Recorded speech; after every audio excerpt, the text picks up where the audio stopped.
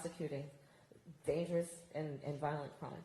But I also know that we need to have a system that works to be more fair. Why am I in support of legalizing marijuana? For a very simple reason. One, it has led to the mass incarceration, in particular of poor young men and men of color. And we need to have a more holistic approach to what we are doing as it relates to drug crime across the board. And we know that now. In a way, we have evolved as a nation around this issue when we look at now how we are talking about the opioid crisis and understanding that truly what we're talking about are public health issues and must be addressed in that way instead of criminalizing people for what essentially is an addiction, which is, in many cases, a disease and must be treated in that way with medical help, with professional help, and not incarceration. Yes? Give me a short answer for the people, my friends who say Donald Trump has helped my 401k. Yeah. And they just hammer it. They said they really don't care about any of the other. They are doing well. So, fiscally, what can I say to them to shut up? Yeah. So, first of all, I think that he is now, the press has, I think, clocked him in at, I think we're now at about 13,000 lies. Like literally, fact check, I think it's about 13,000 as of today, or maybe even more. So yeah, it's growing every day. With every tweet practically, right. So there is that fact. But there is also this, that, when he walks around talking about the economy is doing great, one, they're measuring it based on two things. This is what they'll say. They'll say the stock market. Well, that's fine if you own stocks. 72% of the stocks in America are owned by the top 10%. Two, they'll say, the economy is doing great because look at the unemployment numbers. Well, yeah, I'm traveling our country. People are working, but they're working 2 and 3 jobs. And in the America I believe in, I think we believe in, people should only have to work 1 job to have a roof over their head and put food on the table. So what I would say to the friends is this. If you own stocks, maybe you're doing better, but the majority of Americans aren't. And that's about whole communities, and that's about society. Because here are the other facts. In America today, almost half of American families cannot afford a $400 unexpected expense. It will completely topple that family. In America today, over half of American families will go bankrupt from a $500 medical bill. In America today, in 99% of the counties in our country, if you're a minimum wage worker working full-time, you cannot afford market rate for a 1-bedroom apartment. That's why I am proposing that we deal with this with what will be the biggest middle-class tax cut we've had in generations, which is that for families that make less than $100,000 a year, they'll get a tax credit of up to $6,000 a year that they can take home at up to $500 a month. But it really is about that. I just came from an event earlier today, which was hosted mostly by the building trades. So it's the carpenters, the plumbers, pipe fitters, all those guys. And infrastructure. Donald Trump said he was going to deal with infrastructure in the United States. Nothing happened. I have an infrastructure plan that is a $1 trillion plan, but will create 15 million jobs. Here in Iowa alone, 20% of the roads and bridges are falling apart. When we talk about almost half of American families can't afford a $400 unexpected expense, you know how much 4 tires cost? Right. And why do you need tires? Because you're driving over potholes and roads and bridges that are falling apart, right? All of these issues are connected. So that's what I would say to the friends. And also, look, I'm the only person on the debate stage who is a member of the Senate Intelligence Committee. And I know that in the campaign, not a lot of discussion has occurred around foreign policy, but it's a real issue. And Donald Trump has really, in very profound ways, compromised our national security. Because let's just think about it. First of all, the President of the United States is the Commander-in-Chief. And the Commander-in-Chief has as her highest priority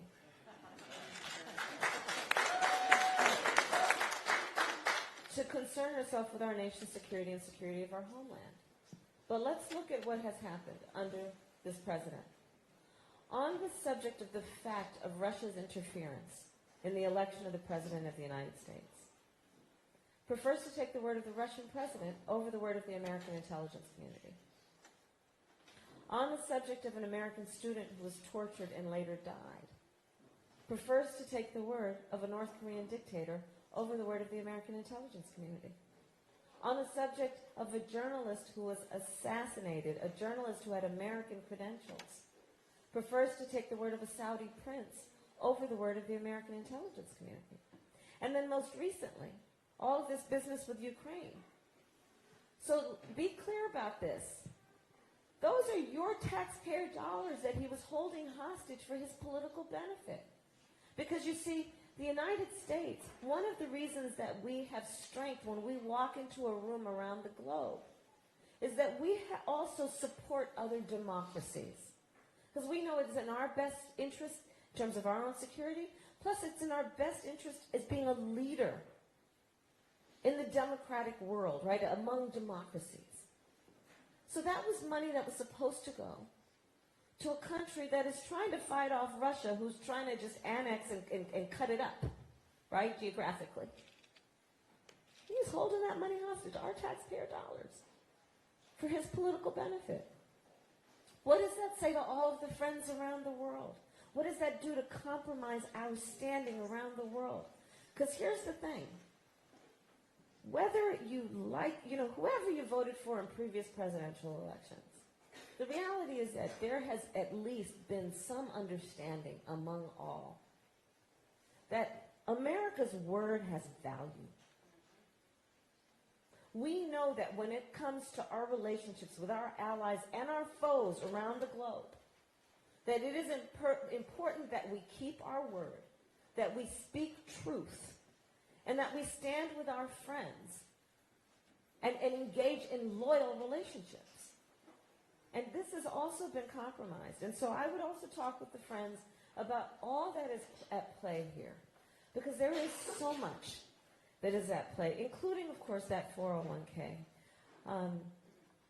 But on this, I think that sometimes, these are the moments where we have to look not only at what's happening with our own situation, but, look to our left and our right, and how's everybody around us doing, and what does all this mean? So.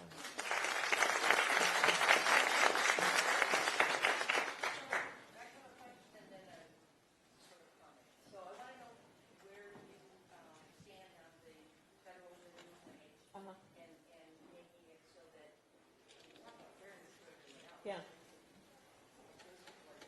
Right. And then secondly, I'm just looking for something because in 2016 we had the most prepared candidate that the country has ever seen up against somebody dumber than Ham Sandwich. And Ham Sandwich.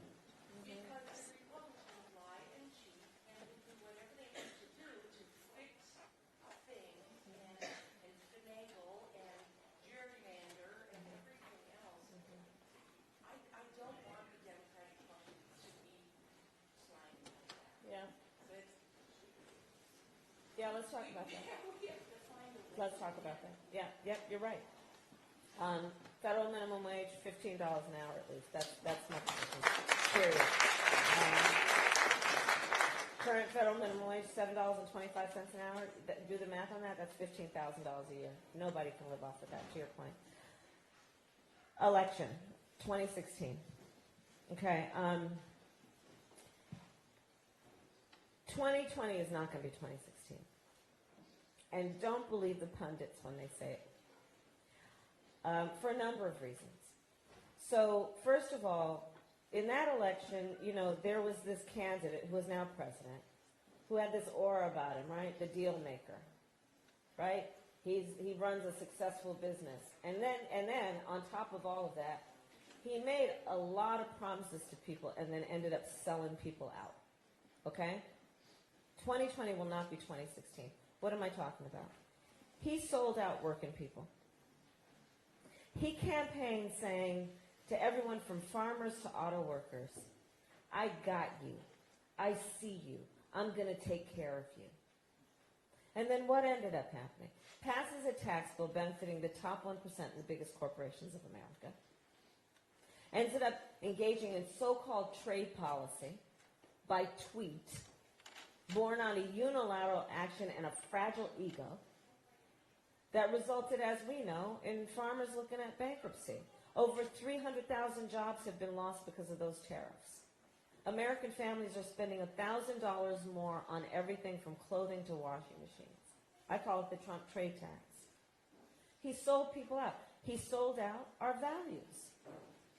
Again, with policies that have been about, putting babies in cages, separating children from their parents,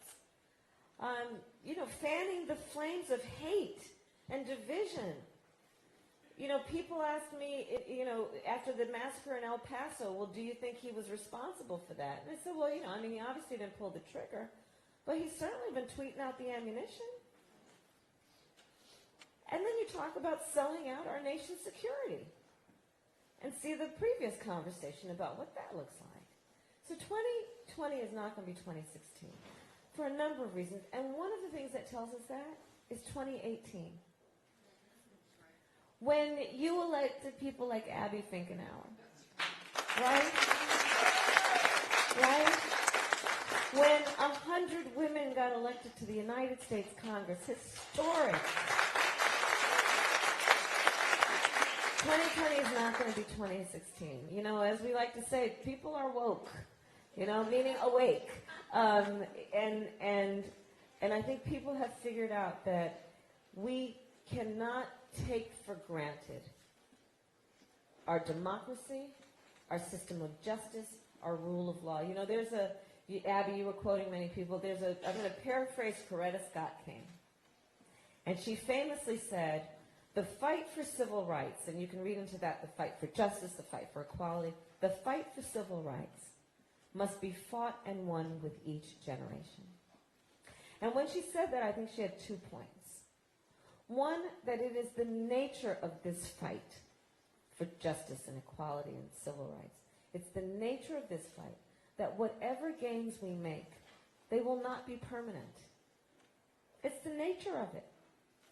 Right? So it's just like, your nails grow. You don't say, oh my God, my nails are growing. You just cut them. Right? It's the nature of it.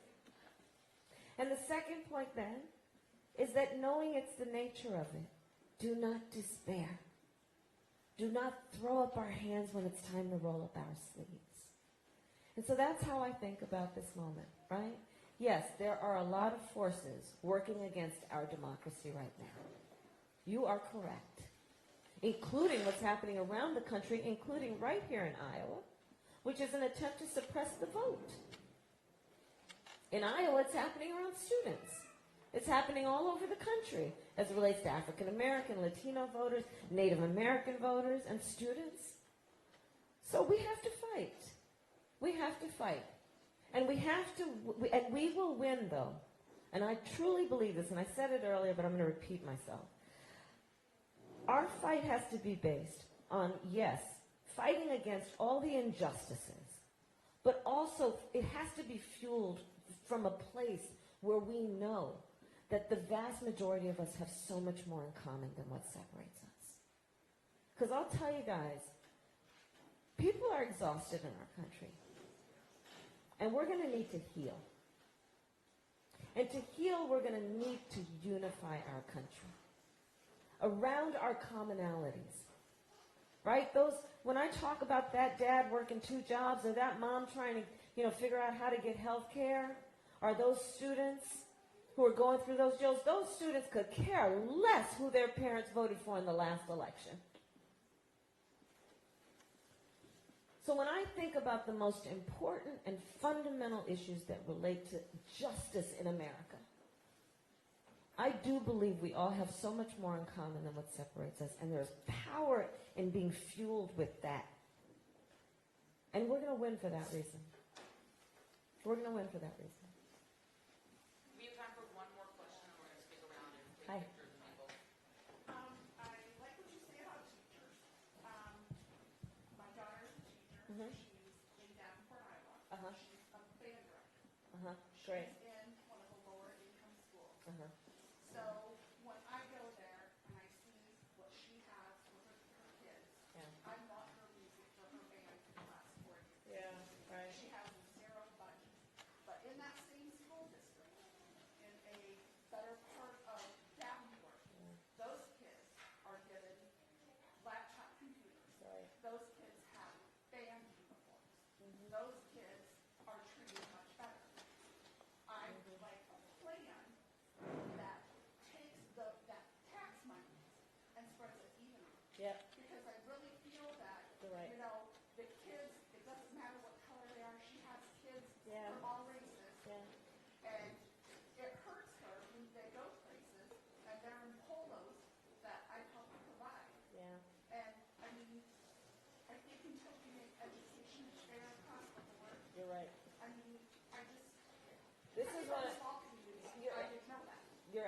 right, and I've been to Davenport, of course, and I will tell you, this is one of probably the main reasons that I'm running for president, is to address our public education system in America. I feel so strongly about it. I mean, my first grade teacher, Mrs. Frances Wilson, God rest her soul, attended my law school graduation. Right? No, I mean, this is who our teachers are. This is who your daughter is. And it's a calling. It's a gift that, I mean, some of the most noble work any human being can do is to take on a life of teaching our children.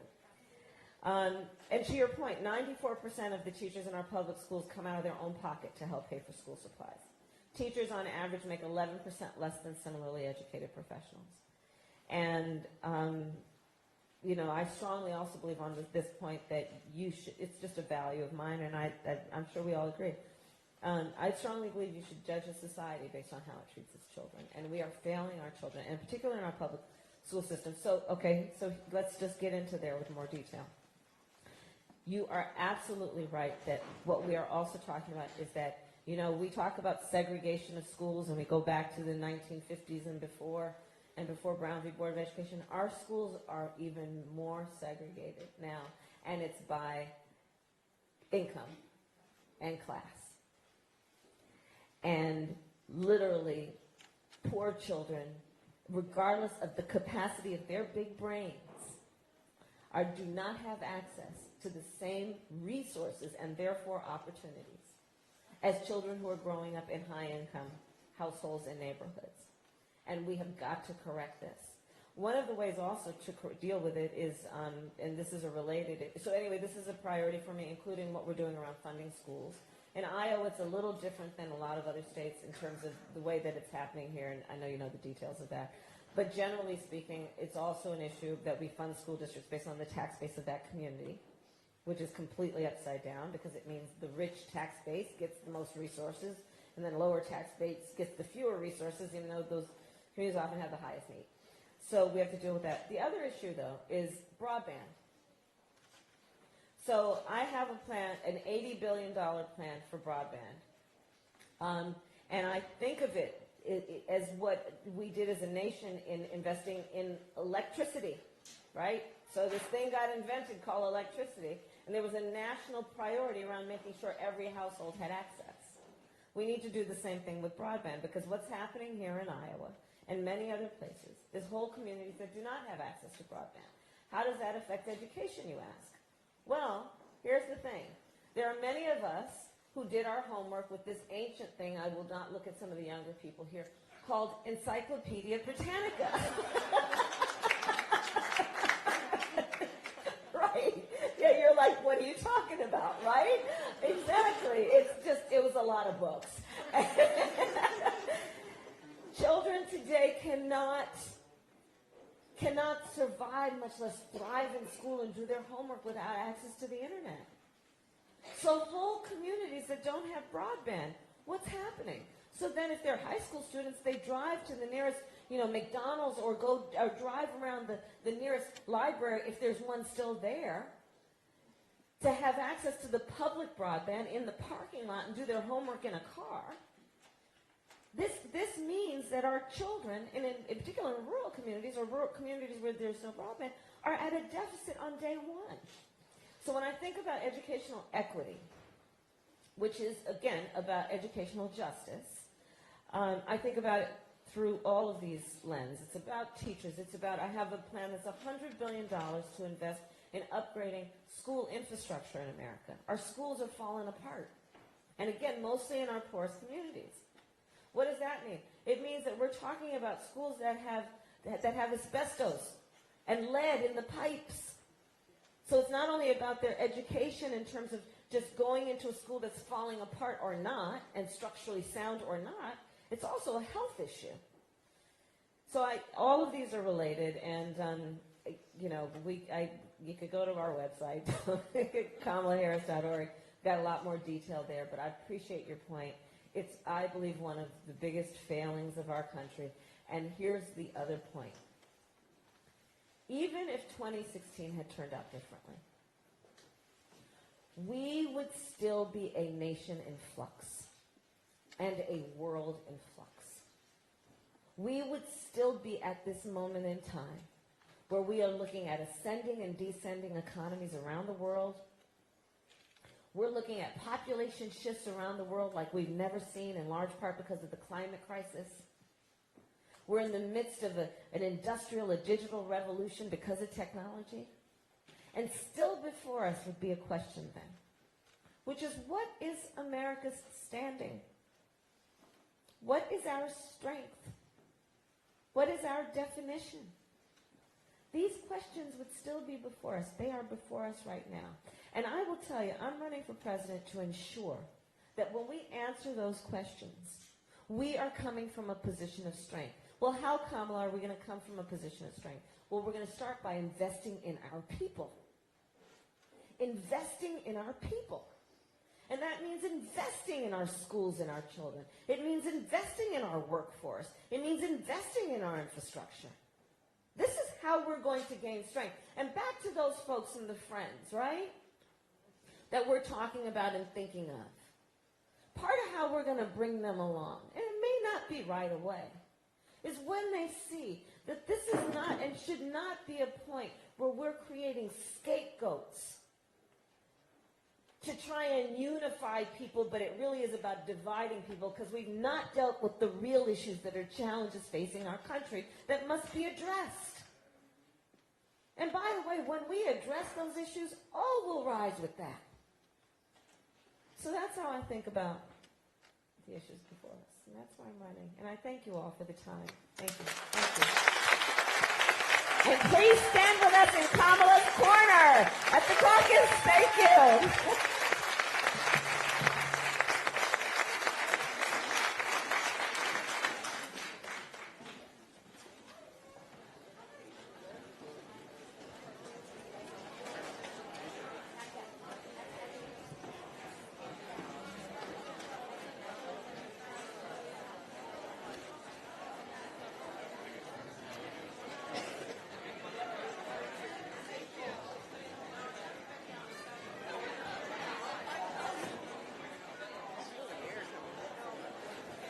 The holes in the